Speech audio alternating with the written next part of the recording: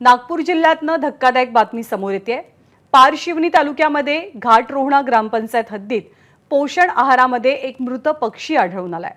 त्यामुळे आता या आहाराच्या दर्जावरतीच प्रश्नचिन्ह उपस्थित होत आहे।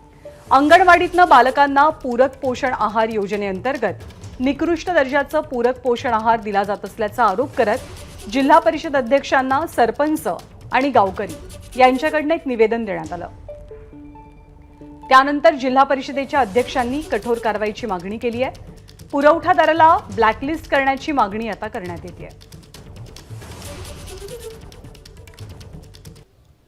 आपल्यासोबत नागपूर जिल्हा परिषदच्या अध्यक्षा मुक्ता कोकुड्डे आहे। ताई, लहान मुलांसाठी ते पोषण आहार शासनाकडून दिलं जातं, त्यामध्ये एका पॉकेटमध्ये तर चिमणी आढळल्याचा तक्रार पालकांनी केलेली आहे। नेमकी काय घटना आहे आणि आता या संदर्भात नागपूर जिल्हा परिषदची काय भूमिका आहे? पारशिवनी तालुक्यातील घाटरोहणा या गावातील सरपंचाने माझ्याकडे ही लेखी तक्रार आणून दिली। सोबतच 0 ते 3 वयोगटातील मुलांना दिला जाणारा आहार याचं पॅकेटसुद्धा देखील सोबत आणलेलं होतं। त्या ठिकाणी एका पालकाला त्याच्या मुलाला दिला जाणारा आहार ते मुलाला देण्यासाठी शिजवायला काढण्यासाठी ते पॅकेट त्यांनी उघडलेलं होतं। त्यांनी ते पॅकेट पूर्ण उघडून जसं त्यांनी ते पॅकेट ओपन केलं त्याच्यामधून सुरुवातीला पाय बाहेर आले। या उत्सुकतेपोटी की हे पाय कशाचे, या उत्सुकतेपोटी ते पालकांनी ते पूर्ण पॅकेट फोडलं। त्यानंतर त्यामध्ये चिमणी हा प्रकार, मृत असलेली चिमणी त्याच्यामध्ये आढळून आली। त्यामुळे त्यानंतर त्या पालकाने तेथील सरपंचाकडे तक्रार केली की अंगणवाडीमधून दिला जाणाऱ्या आहारामध्ये ही चिमणी आढळलेली आहे। त्या अनुषंगाने त्या घाटरोहणा या गावचे सरपंच माझ्याकडे 24 तारखेला लेखी तक्रार घेऊन आले। त्या तक्रारीच्या अनुषंगाने निश्चितच राज्य शासनाकडून दिला जाणारा आहार हा निकृष्ट दर्जाचा आहार आहे।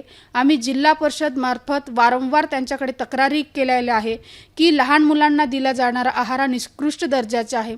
एवढ्या तक्रारी केल्यानंतर परत हे नवीन प्रकरण आमच्या उघडकीस आलेलं आहे। तर या तक्रारीच्या अनुषंगाने राज्य शासनाला ज्या विभागामार्फत त्या पोषण आहाराचा पाठपुरवठा होतो त्या विभागाला लेखी तक्रार दिल्या जाईल की 0 ते 3 या वयोगटातील मुलांना दिलेल्या जाणाऱ्या आहारामध्ये दुरुस्ती करावी। आता गरोदर माता असेल किंवा इतर विद्यार्थी असेल यांना जे पोषण आहार दिला जातं त्या तक्रारी वारंवार आहे, प्रशासनाकडून उपाययोजना होत नाही।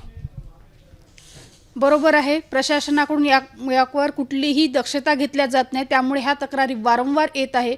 तर राज्य शासनाने याच्यावर गंभीरतेने निर्णय घेणं गरजेचं आहे की मुलांना दिलेला जाणारा आहार हा योग्यतेचा असायला हवा। पुरवठादारावर कारवाई व्हावी अशी मागणी आहे तुमची?